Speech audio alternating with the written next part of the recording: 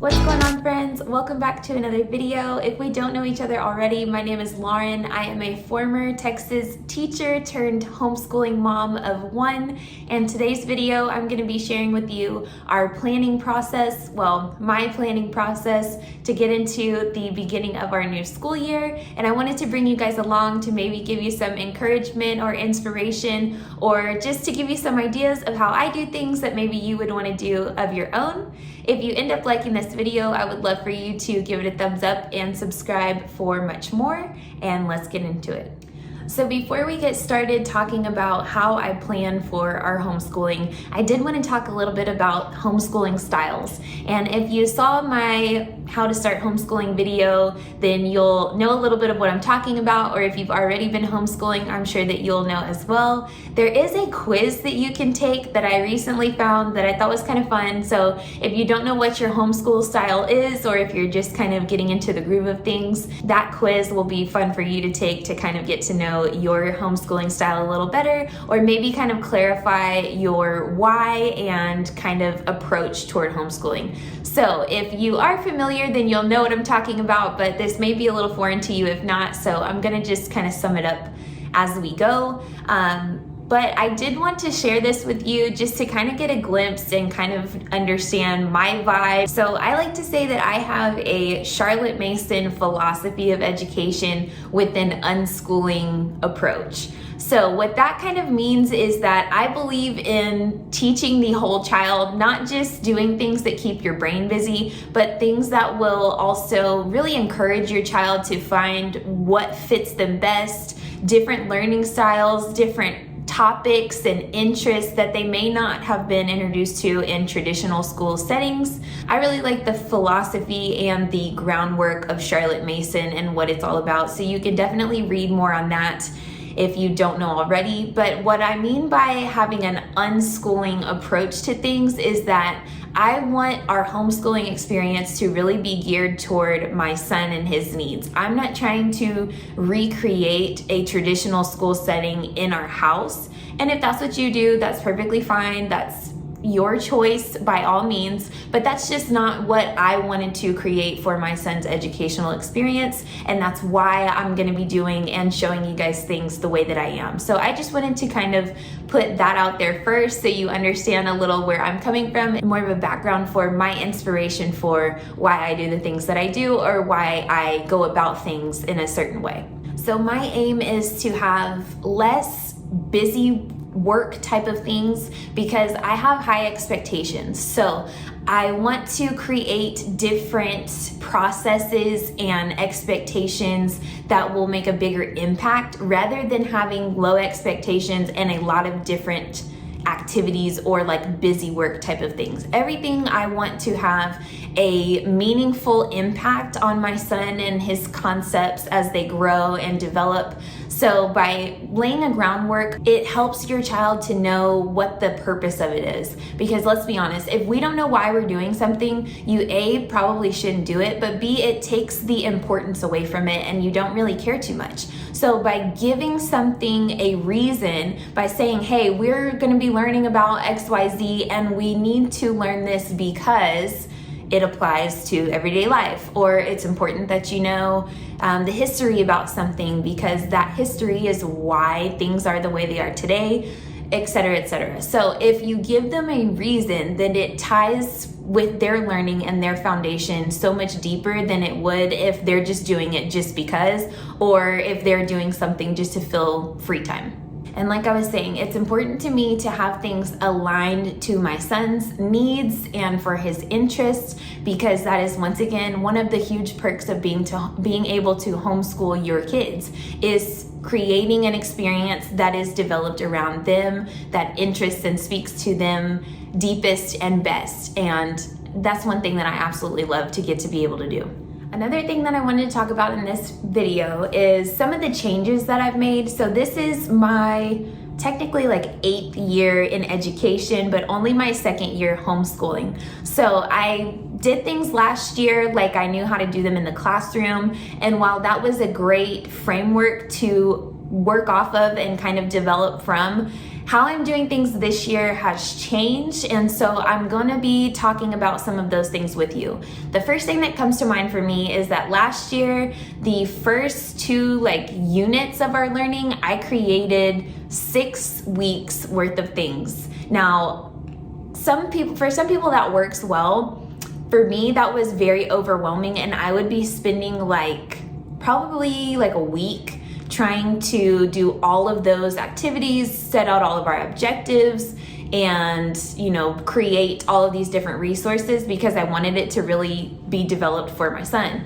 But what I found is that I was kind of burnt out, and really I wanted a few extra days after taking that week off to create the next set of things, just to recover. So instead of doing that and holding myself to that expectation this year, instead I'm going to be taking it 1 week at a time.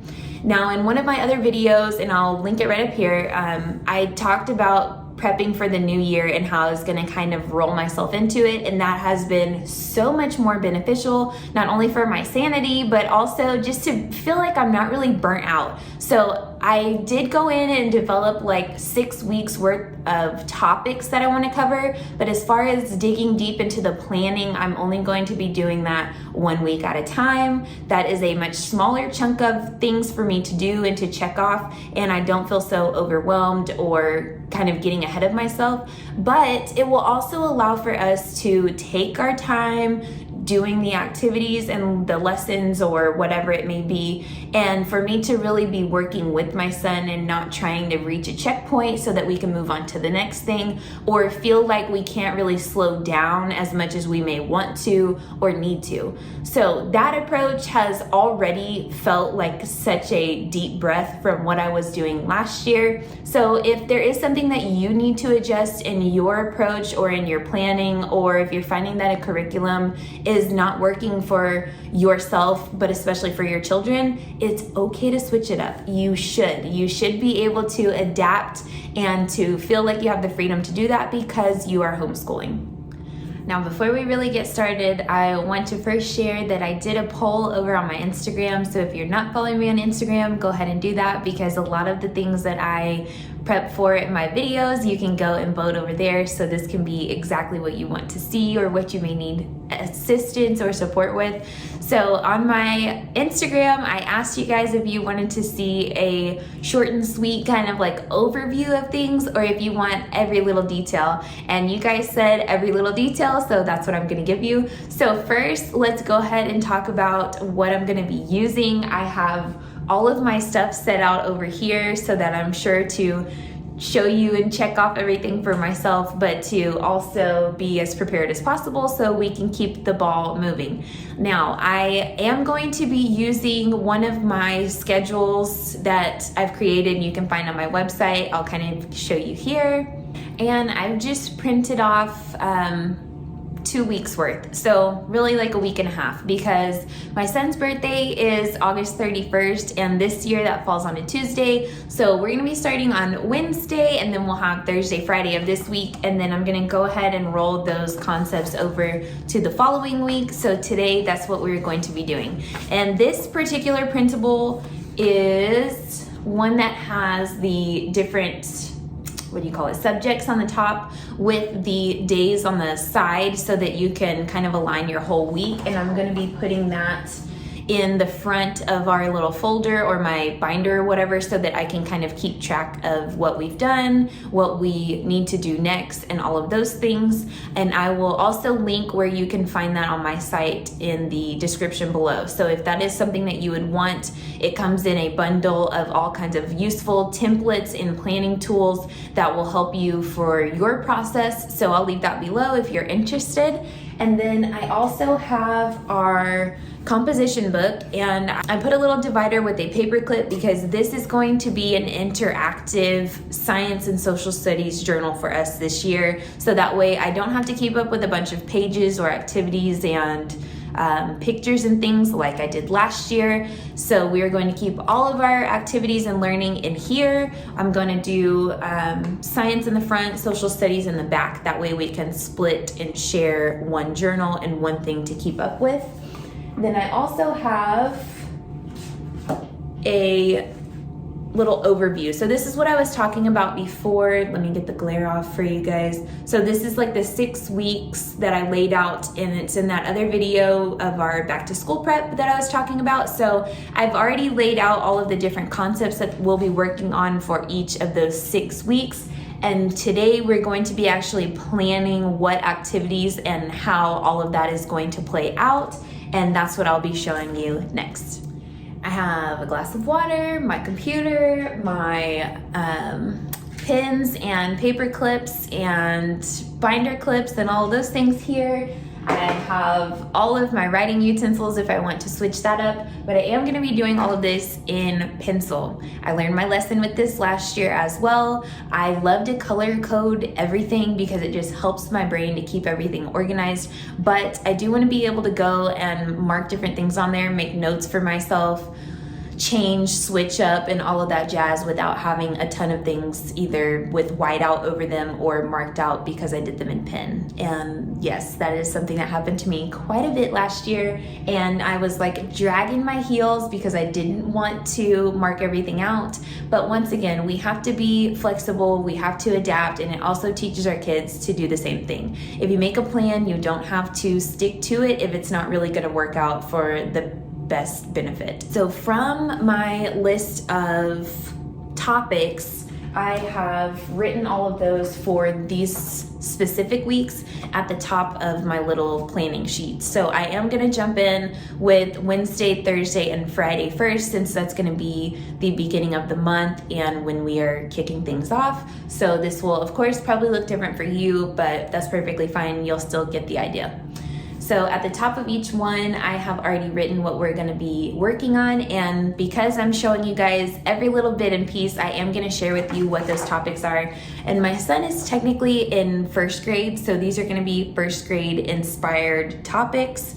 Now, I am in Texas, so I have pulled these all from the TEKS. So that's like the Texas Education, Knowledge, and Skills website. And I'll also put that below in case that is something that you will be doing also. If you have curriculum that you're following but want to plug some of those things in, but you don't really know like what topics you want for your child to learn, that can also be a good way to guide you. Even if you don't go off of that 100%, it can still be a good starting point so you know or can fill in any spaces that you might need. Okay, so go ahead and get your brain ready for math. We're doing number sense. So that's just really becoming familiar with numbers 1 through 120 for this age. And we're going to be talking about the addition and subtraction skills. We're going to be using our 100s chart. So at the beginning, this is more of a review from what we've learned last year, and we've continued to work with these concepts, and it's, you know, always something that you may not even realize or recognize that your kids are practicing all the time because it's not like exclusive to your schooling experience. But by going back in and kind of reviewing, you can assess where they're at, try to fill in any blanks that they may need you to, or add into what your plan is so that you can really make those skills concrete. Since they are basic foundational skills, they need to really be strong in those type of number sense skills so that later down the road when you get to multiplication and division, or adding like 3 and 4 digit numbers or subtracting 3 and 4 digit numbers, it won't be so far-fetched for them because they already have a great foundation of those skills. So that's going to be for math. We're going to be working with word manipulation for phonics, and I'll show you guys what that's going to look like, so I'm not going to go too far into it right now. For reading, we're going to start with making predictions. For science, it'll be states of matter. For social studies, we're going to be talking about measuring calendar time, and that will also go along with days of the week, months of the year, different times of the year, and how those correlate with celebrations and all of that jazz, and then Spanish. So I'm going to be including like writing in all of these different areas, and you'll see what I'm talking about there too. But before we get too far from social studies, I did want to show you guys two different things that I found in the Target dollar spot or the bullseye spot, whatever they're calling it now. But these two sets of flashcards I just found there yesterday. So they had one with cultures of the world. I thought that was pretty cool. So here's kind of an idea of what the cards look like, and then there's all kinds of different information on them. And so I thought this would be really fun. And then if there is something that we're more interested in learning about, we can turn around and do a whole unit study on it if we want to.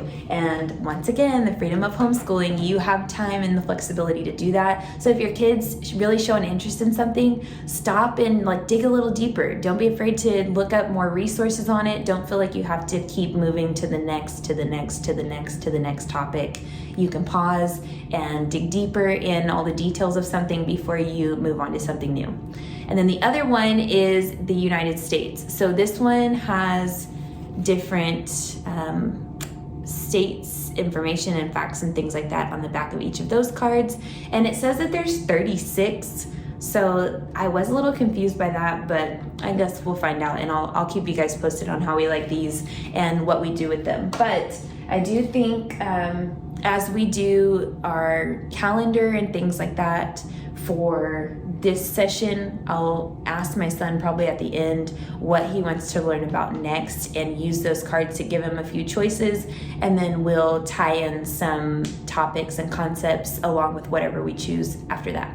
Now you have the big idea of what the topics are, and so let's dive in. I'm gonna move you over to be looking at my workspace so that I can talk and walk and write through all of these things as we're going, and then whatever else we need to add in, we will. I am going to be putting those cards in our handy dandy storage box. If you guys didn't catch my Amazon favorites video, go watch that because there are some great things in there.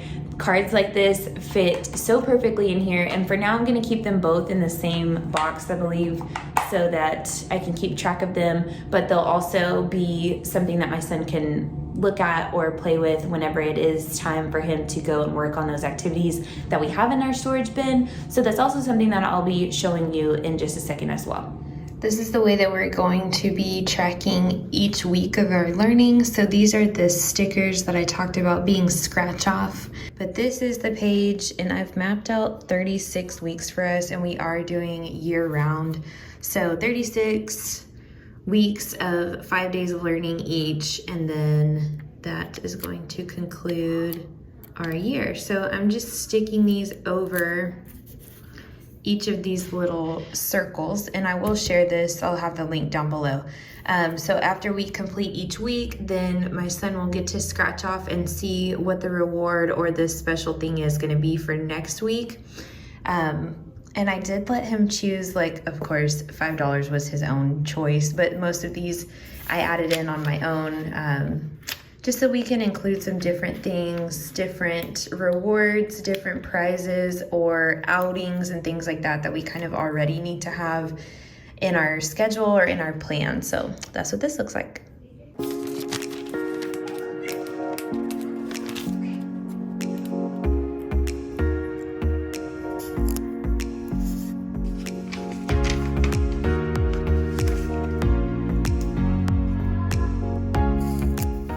Okay, so we're gonna start with math. We have our number sense topic that we're working towards. So everything that we're gonna be doing is going to tie back to number sense.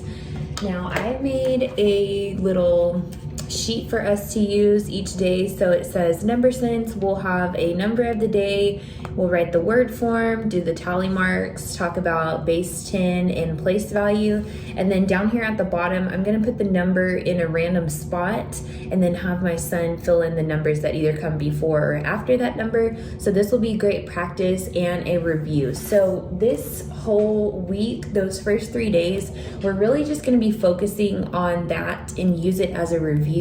So I'm gonna start off easy. Our number for Wednesday is going to be I hope that you guys can see that. I'll show you whenever I'm done writing. The number for the day for Wednesday is gonna be number 9, and then we'll kick it up a notch and go, let's say 23. And then Friday we'll do, let's see, how about 81? So that way the difficulty increases just a little bit, and what we're talking about will go along. And then I am gonna have different activities that I want him to do for the day. So each of these for this week will have to do with the number chart. So I'll show you that in just a second. But I am gonna go ahead and fill in number chart for each of those days, just so I don't forget.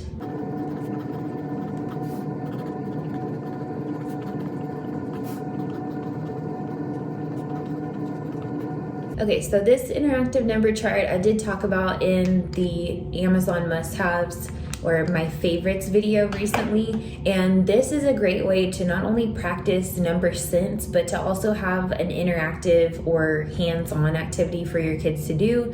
You can pick a number, and then talk about what's one more than that number, or what's 10 less than that number, and use the chart to really solidify those skills, get familiar with 1 through 100, because once they have that down, it's going to be a breeze for them to do anything else, especially with a resource like this.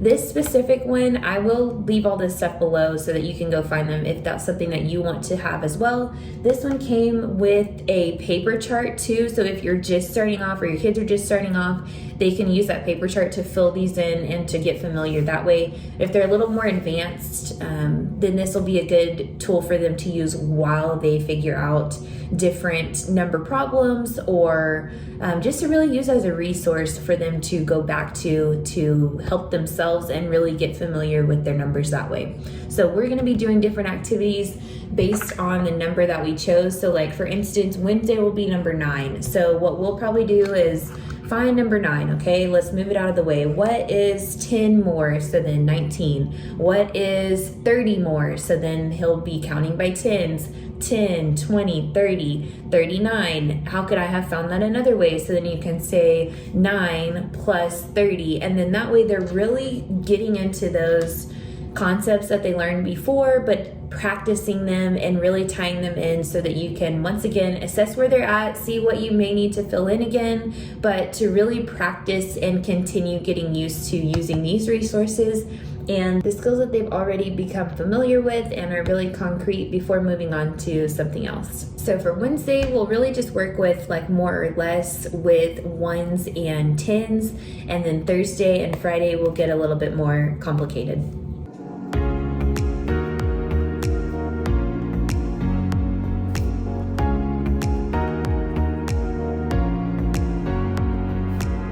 Okay, and then for the following week, I just slid my paper over, so that might be kind of confusing, but this is the next week.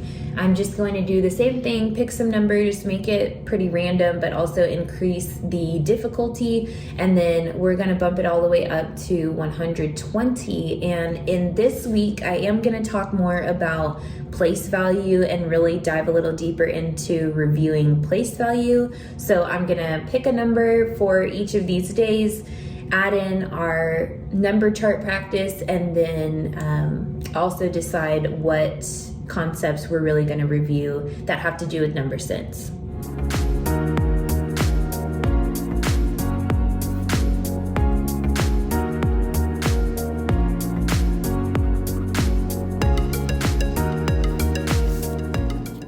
So easy as that, we're gonna go ahead and jump to phonics. Okay, moving on with phonics. In the same little dry erase pouch that I have, I made a little word manipulation worksheet. Now, I have done all of these on Canva. If you have not used Canva before, I would definitely recommend it because you can do all kinds of stuff. It's free. Make whatever worksheet that you need or whatever activities and skills that you're working on. This is something that I just whipped up in a few minutes. And as with the other pages that I'll be showing you, those all were created on Canva for free. So definitely take advantage. I'll leave the link for that down below as well if you would like to use them. For this one, we're going to be doing different word manipulation for the first week. I'm really just going to be working on like 3-letter words, so mostly CVC words or like consonant, vowel, consonant. So we'll work with the different vowels and things like that and changing the words. So for instance, that would be like, how do I change hip to dip? And on my planning sheet, I am literally just writing hip to dip, and that will just help me to remember what we're going to be working on.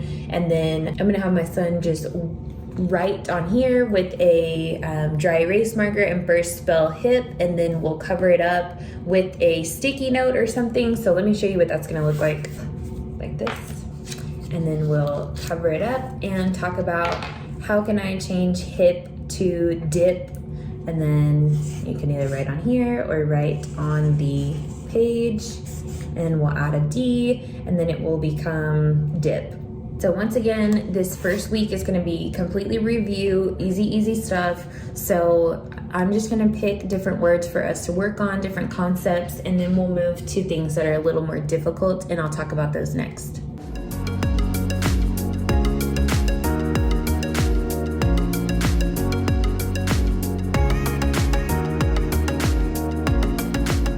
So we're already going to be kicking it up with the first week. So we're going to go from trap, T-R-A-P, to strap.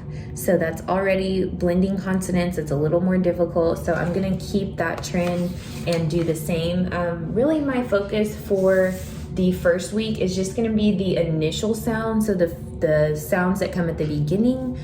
And I'm gonna switch it up with the ending sounds. So this next one, I'll do fish to dish, and let's see, how about rope to hope. Then this will be the review for silent E, and then we will move on to something else, and I'll just make it a little more difficult as we go. But once again, this is just review, keeping it really short and sweet, and we're only talking about the initial sounds, so the beginning sounds for this particular week. In addition to our phonics word manipulation, I'm also gonna have my son work on some of these activities as well. So this is my handy dandy photo box storage case. And in each of these, we have different activities. So if you have not seen these, let me go ahead and show you. I'm trying to do this with one hand, so bear with me here. Okay, so this is a sort with all of the short vowels, and then each of these has, oh, that was perfect, a Velcro picture. So all of those will come off, and then they read the word and match it to the correct, read the word, match the picture to the correct card, and then sort them based on their vowel sound. So this is also something that I'll have him work on, probably only like 10 minutes, and then we'll switch to something else. And there are various ones in here, like rhyming words, and yeah, I think these are rhyming words. So let's see, head and bed, mug and jug. So those are all rhyming words.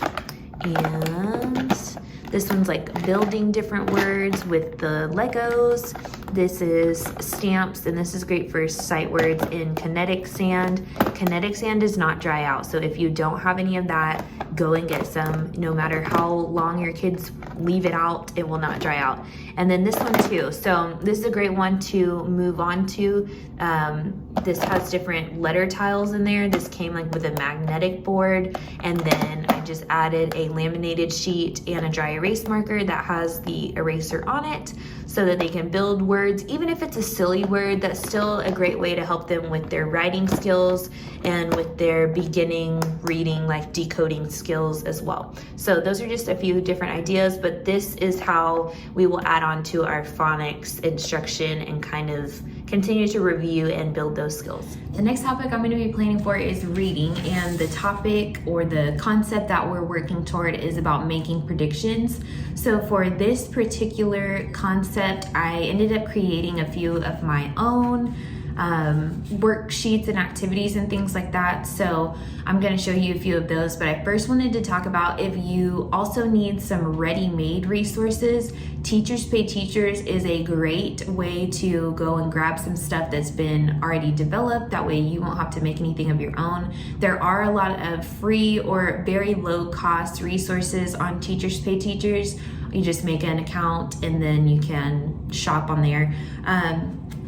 So a few of these things I found on there. I think one of them I already had from when I taught second grade.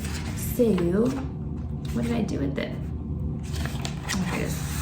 Okay, so let me kind of walk you through my thought process for this. And then if you remember earlier, I was telling you how our writing development and practice is going to be intertwined in all of these other different concepts. I'm not going to do an explicit like writing curriculum or anything like that. We're just going to talk about the writing conventions and all of those things as they develop and as we tie them into all of our other concepts. So with that being said, one of the first activities that we're going to use for making predictions is talking about the future. So I made a little sheet that says, in the future, I predict that, and then my son will practice his writing with this. It has a little crystal ball, and then he'll fill in whatever he would like to talk about for his future, or that could even be like next month. He has a birthday coming up, so I'm probably gonna tie in what his next year is gonna be like as a 6-year-old. So this is going to be the first activity to really get our brains going, talk about what the word predict means, and really just review it,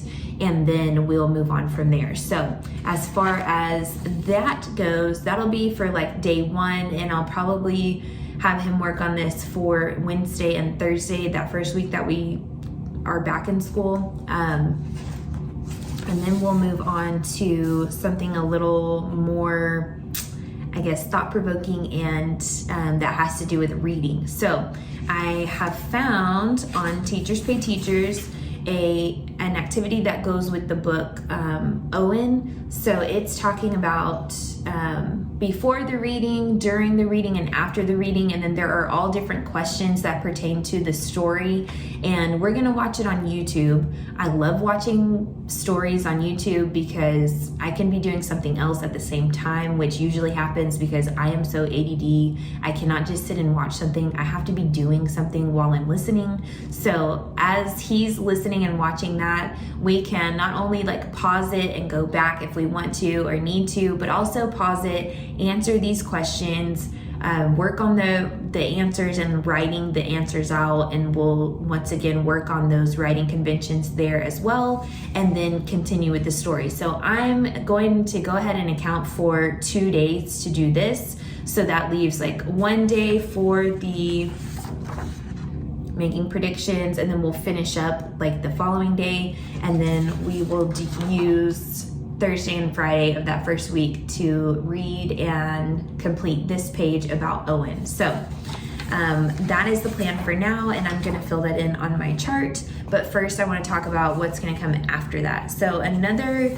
resource that I found on Teachers Pay Teachers were just different pictures. And so it could be like a kid skating and they're about to fall, and that's what the picture is of. And so they're just supposed to think about or predict what's going to happen next, and then you can talk about how that kid would feel if that happened to you. What do you predict you would do after that? Would you go inside, or would you get up and try again? So tying all of those different things in will give your child a moment to consider what's going on in the picture, or that situation, assess it, talk about what they would do if that were them, and then make a prediction of what's going to happen next as well.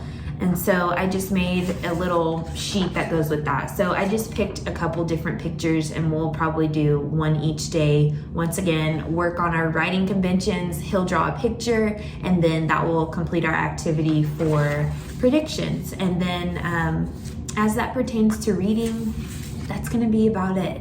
We read my son reads like independently. He has a couple books that he checks out from me that are his perfect level, and then when he can read them independently, he comes, reads them to me, and then switches them out for the next set. So I think that we're going to continue doing that. That's been really fun for him. He gets a kick out of being able to read it himself. It's developing his reading. He gets to practice. So if it ain't broke, don't fix it, right? So I'm not going to. So I'm going to go ahead and add all of that to my list right here, and then I'll check back in with you for the next topic. Next is going to be science and social studies. So for science, we're doing states of matter, and I'm going to tell you guys about another cute little resource, Jack Hartman on YouTube. If you have not seen him before, you definitely need to go check him out. He's like your sweet educational grandpa that would just do fun, silly videos. Your kids will absolutely love them. Even if they're older, you can't not like get up and dance with this guy because he looks pretty silly, but a lot of the stuff that he does is educational, and he has all different videos about everything you can probably imagine for elementary age kids. As far as like math, counting, letters, sight words, but he now also has a number of other things, including a States of Matter video. So that's what we are going to be plugging for the first part of our States of Matter. Once again, a review and kind of intro, and then we are going to do a what is the matter kind of dive into it, talk about what matter is, the different states of matter. Then the following day, we're going to do a sort. So another activity that I found, once again, on Teachers Pay Teachers, but would be super easy to come up with on your own or create on your own if you don't want to make an account for that. So they have a little page like this, and I've cut this to fit our composition book. So how I told you guys that we're going to do like an interactive journal this year for science and social studies. So these little pieces will then be cut out and sorted onto here, glue them in the book. So that will be what ends up being like day 3 of our States of Matter. And then the following week, we're going to do an activity that looks like this: solid, liquid, and gas. And then my son will draw his own. So we're gonna walk around the house or around the neighborhood and draw different objects or things that go for each of those. So solid, liquid, and gas, and he'll just write what the gas is more than likely. And then we will move on to the last thing, which is going to be a little bit different as far as like the easier kind of activities. This way we're going to be talking about the molecules. So I have different little circles like this. So there's liquid, solid, and gas, and so he'll draw the molecular makeup, and we'll talk about how the molecules are tighter in a solid, and that's how they keep their form. And then with the liquid, they're a little more spread out, and with gas, they're all spread out, and it spreads through different spaces. And then we will more than likely do like a balloon activity and talk about using air versus helium in a balloon and compare the two in order to kind of just solidify and have like a fun activity that goes along with that concept. And then also in our journal, we are going to do a yearly calendar. So my idea with this, to jump into measuring calendar time, is for us to write and draw different things that go along with each month. So celebrations, or like his birthday, or school starting, or summertime.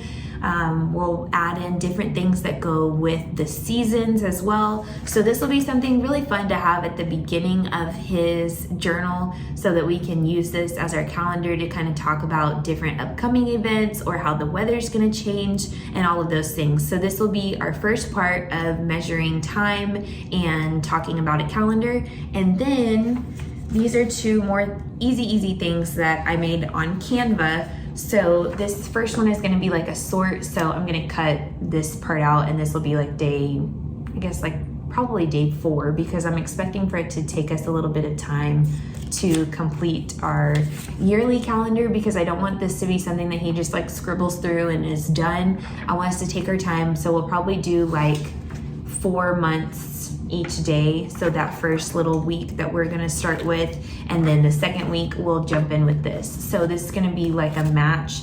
So annually would go with the year, and then year we would then connect to 365, and then daily, monthly, weekly, the same thing. So that way we can talk about the vocabulary and kind of like the verbiage that goes along with each of those. And then this little weekly snapshot right here, this second part will become the next page. So I just need to like cut that to make it easier. But it has Sunday through Saturday and just a little like weekly snapshot. And we're gonna write different things that fall on each of those days. We'll talk about the weekend, different activities that we do throughout the week, when he goes to stay the night with grandparents, all of those type of things. So that's going to be what I'll add to our calendar for science and social studies.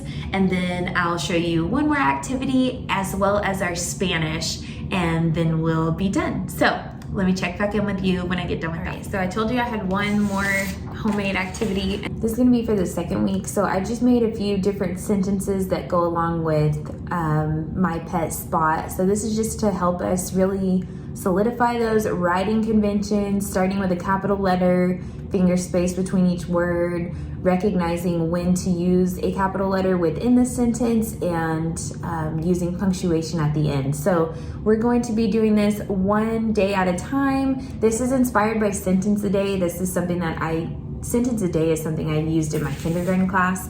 And then on the last day, they compiled all the sentences together to make a paragraph and then colored a picture.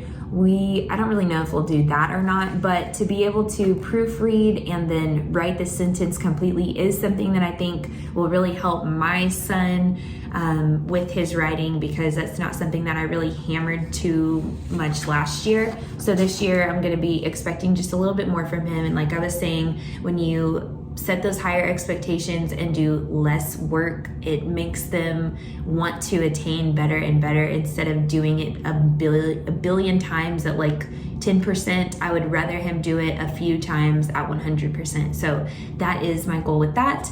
And then the last thing that I'm going to be planning for is Spanish. So in my Amazon video, I showed you guys that we got the complete Spanish workbook for kids that looks like this. So I have gotten into it a little bit, so I wanted to show you how the layout of it is. So at the beginning they have very simple, like the alphabet, so coloring the alphabet, and then it also has the pronunciation for each letter at the bottom. So I thought that was kind of cool, but pretty easy, right, for setting yourselves up, especially if you already like have a little bit of Spanish background.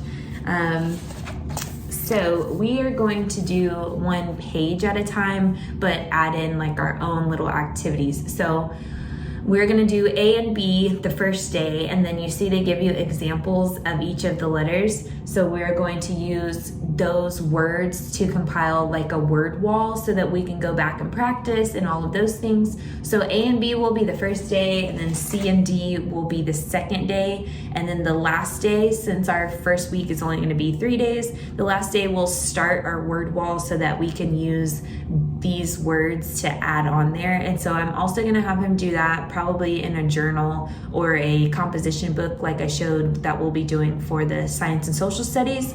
And so we'll compile those words, but I did want to show you guys that like the difficulty does get increased. So they talk about how there are special sounds in Spanish that we don't use in the English language, like CH, LL, and R.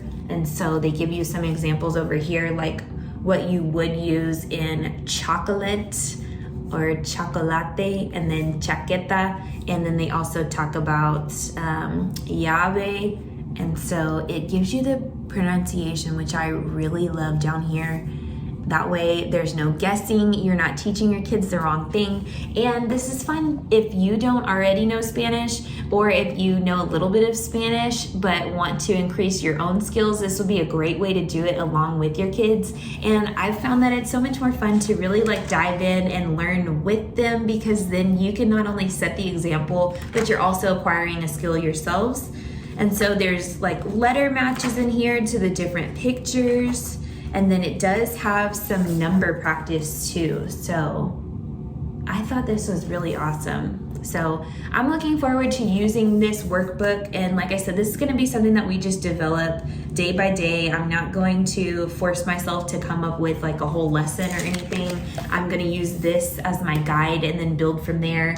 If we want to add some activities or increase the difficulty per se, then we will. But for now, I'm just going to go page by page, and then we'll go from there. And we'll probably stick with doing 2 letters a day. That way it's not too easy and won't take us too long, but we'll also be at a pace that is reasonable and attainable for my 6-year-old. So that's my plan for that. So I'm going to add to this, and then I'll show you what the final product looks like. So here are my plans for the first and the second week, and I'm just going to put these babies right in my folder over here.